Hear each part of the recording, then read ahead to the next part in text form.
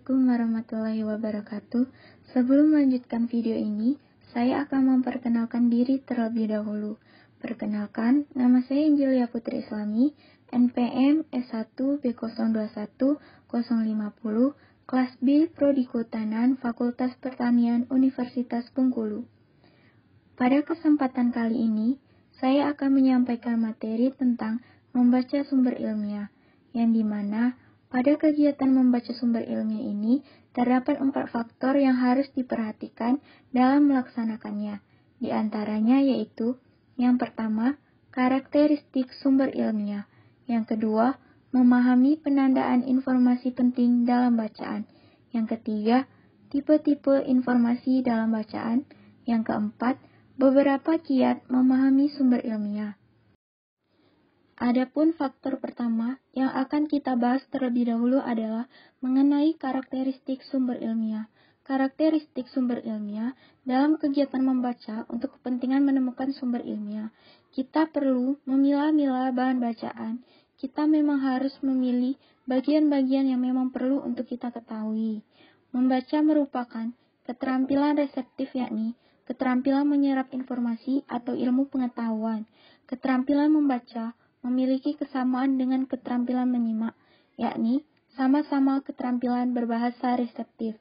Keterampilan membaca merupakan kegiatan menyerap informasi sebanyak-banyaknya dengan kecepatan yang tinggi sesuai dengan topik-topik yang diperlukan.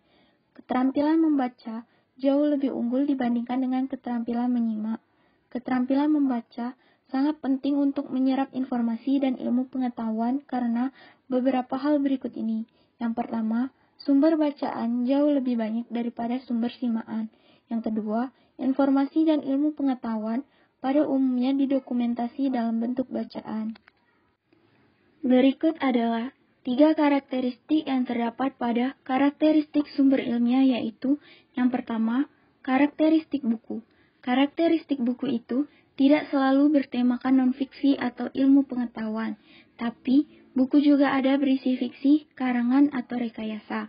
Karakteristik dari buku yaitu sebagai berikut. Yang pertama, buku mempunyai ukuran tertentu yang membedakannya dengan penyatuan kertas bertulisan lainnya. Yang kedua, tidak terlalu kecil dan tidak terlalu besar. Yang ketiga, tidak terlalu tebal dan tidak terlalu tipis. Yang keempat, penerbitan buku itu lebih fleksibel dan tidak terikat. 2. Karakteristik laporan penelitian. Karakteristik laporan penelitian adalah sebagai berikut. Yang pertama, bersifat ilmiah. Yang kedua, penelitian. Yang ketiga, memberikan kontribusi. Yang keempat, analitis. 3. Karakteristik artikel ilmiah. 1. Struktur penyajiannya sangat ketat dan biasanya terdiri dari bagian awal atau pendahuluan, bagian inti atau tema, dan bagian akhir. 2. Komposisi dan substansi. 3. Sikap penulis bersifat objektif yang diungkapkan dengan menggunakan gaya bahasa non-personal.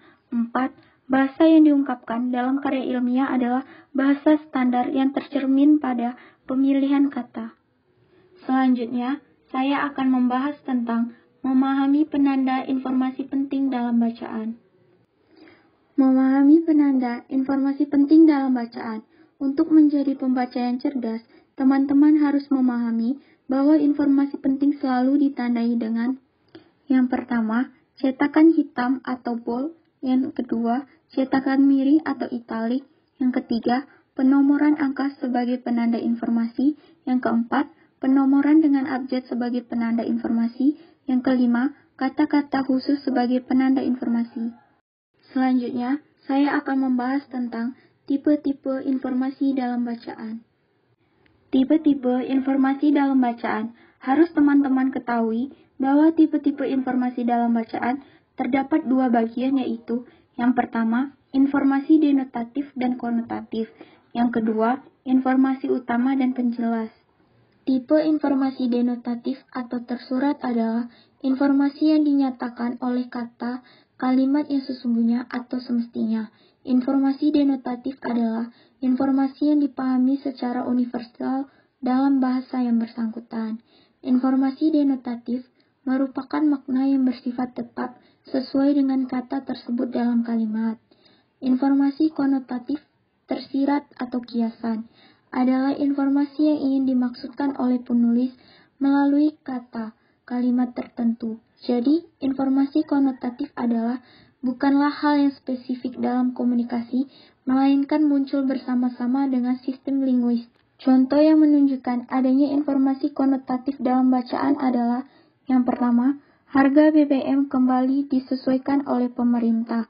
Kata disesuaikan maksudnya dinaikkan. Yang kedua, 5 orang pengedar ganja kembali diamankan oleh kepolisian. Kata diamankan maksudnya ditangkap. Yang ketiga, rumah yang terletak di pinggir jalan itu sudah mulai ditertibkan kemarin. Kata ditertibkan dimaksudkan digusur. Informasi utama dan penjelas. Informasi dibedakan atas beberapa tipe, yakni informasi utama atau primer dan informasi penjelas atau sekunder. Informasi utama adalah informasi pokok yang terdapat dalam bacaan, dapat ditemukan pada judul bab, judul subbab, dan kalimat topik paragraf.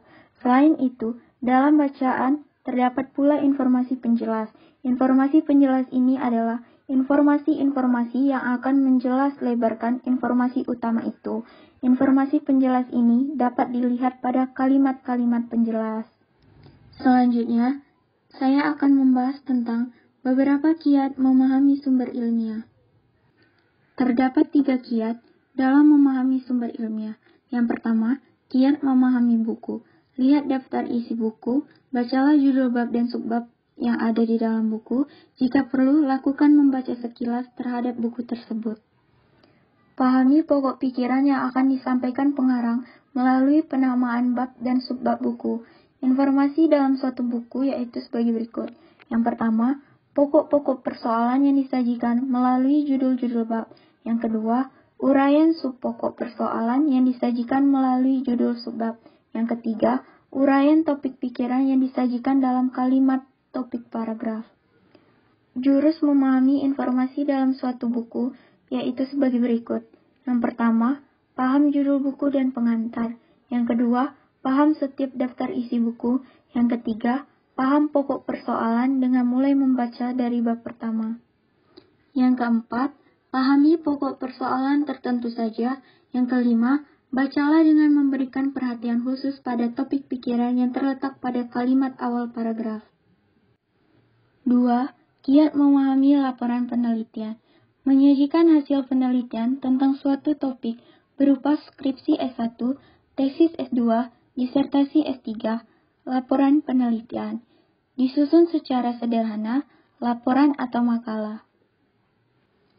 Bab 1 pendahuluan terdiri dari yang pertama, latar belakang, yang kedua, permasalahan, yang ketiga, tujuan, yang keempat, manfaat, yang kelima, kerangka teori, yang keenam, metode penelitian. Bab kedua, pembahasan, terdiri atas beberapa subbab. Bab ketiga, kesimpulan dan saran.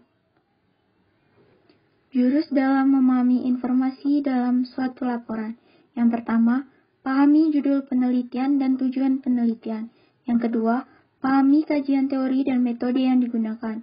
Yang ketiga, pahami uraian pokok persoalan. Yang keempat, baca dengan memberikan perhatian khusus. Yang kelima, baca dengan memberikan perhatian khusus pada topik-topik pikiran di awal paragraf. Yang keenam, serap pokok-pokok pikiran yang penting yang ditandai oleh pemarkah cetakan atau numerik atau linguistik. Kiat memahami artikel ilmiah. Artikel ilmiah konseptual terdiri atas 3 bab. Yang pertama, pendahuluan. Yang kedua, pembahasan. Yang ketiga, penutupan. Informasi yang perlu diketahui dalam suatu artikel ilmiah. Yang pertama, pokok-pokok persoalan atau bab pendahuluan. Yang kedua, uraian tentang metode yang disajikan atau bab 2. Yang ketiga, uraian tentang pokok-pokok persoalan atau bab 3. Jurus memahami informasi yang terdapat dalam artikel ilmiah. Yang pertama, pahami judul penelitian dan tujuan. Yang kedua, pahami kajian metode yang dikemukakan. Yang ketiga, baca dengan perhatian khusus. Yang keempat, baca dengan perhatian khusus untuk pendapatan penjelasan. Yang kelima, baca dengan memberikan perhatian khusus pada topik di awal kalimat paragraf. Yang keenam, serap pokok pikiran penting. Sekian teman-teman, itu saja penyampaian saya tentang materi membaca sumber ilmiah. Saya akhiri. Wassalamualaikum warahmatullahi wabarakatuh.